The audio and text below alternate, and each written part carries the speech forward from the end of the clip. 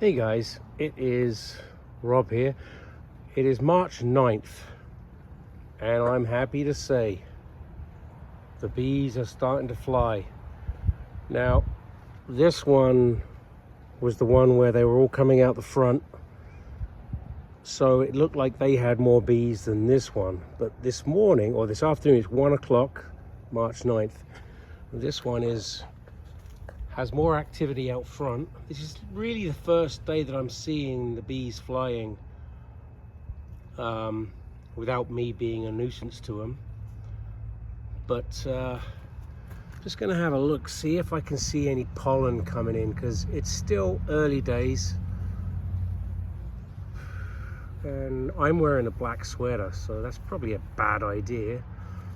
My plan is to give them an oxalic acid treatment today.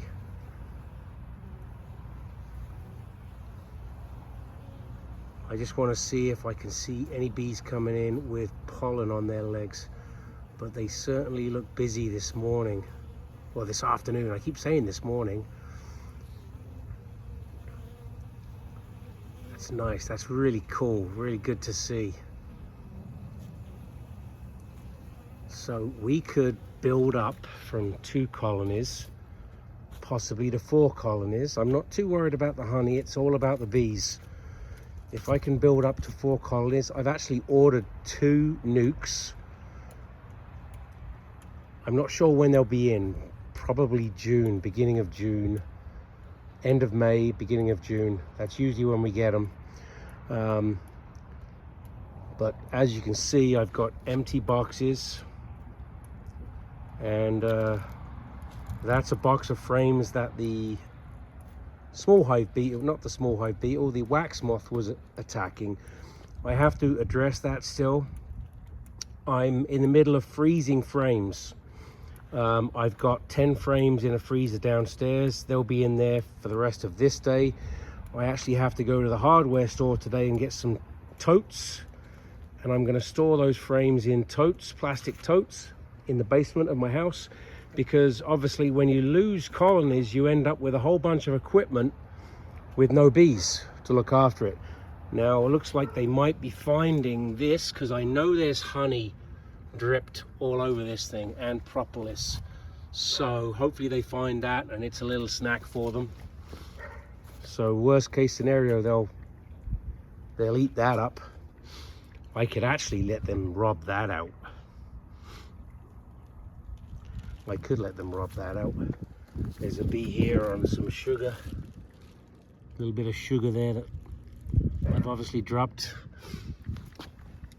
And I got my camera set up because I try and sneak a peek during the day when I'm at work. Kind of gives me an idea if anything's happening. I can see them during the day. And I can see animals. If there's any animals, it will record any animal activity.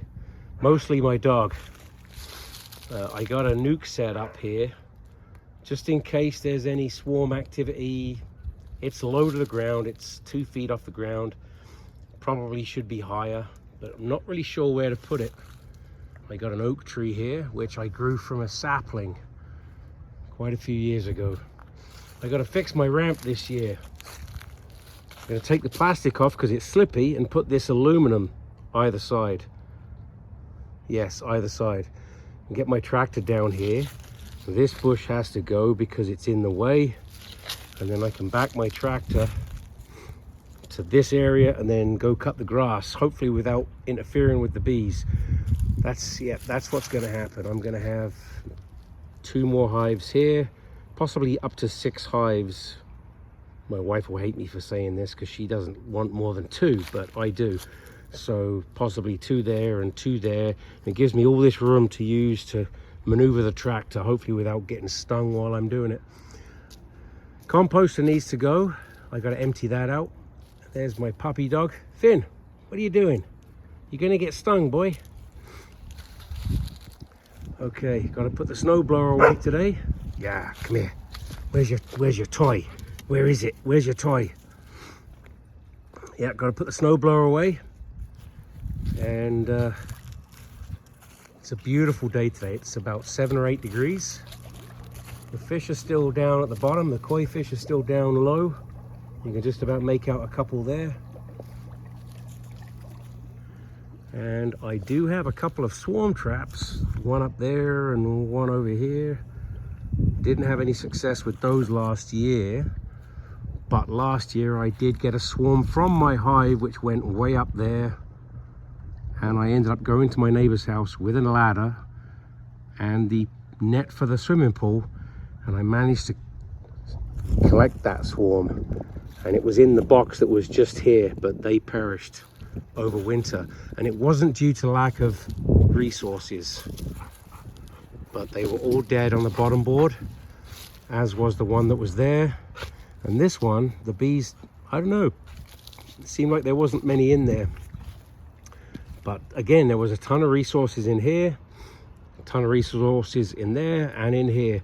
Those resources now are in the shed covered with black plastic bags, and one by one I'll bring them in the house and freeze them for 2 days and store them in plastic totes, and that will give me an opportunity to supply new bees with resources when I get them. Anyway, the video is longer than I thought it was going to be. Let's take a look up here on the top of this one, because I didn't put the strap on. See if they're... I don't really see them on this. I hope they're okay in there. Like I said, these guys were busy bees. Let's pull the bottom board out. Excuse me while I do this. Oh.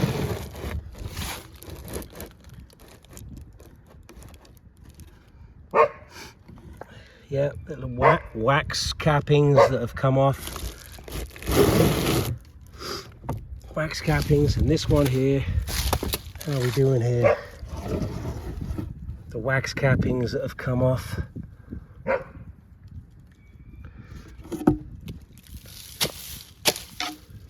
Turn that around, give them a clean side, and then I'll see if there's anything untoward happening in there. But yes, today I'm going to do an oxalic acid treatment, and I'll video that with my other camera. See, there's a bee there. She's going.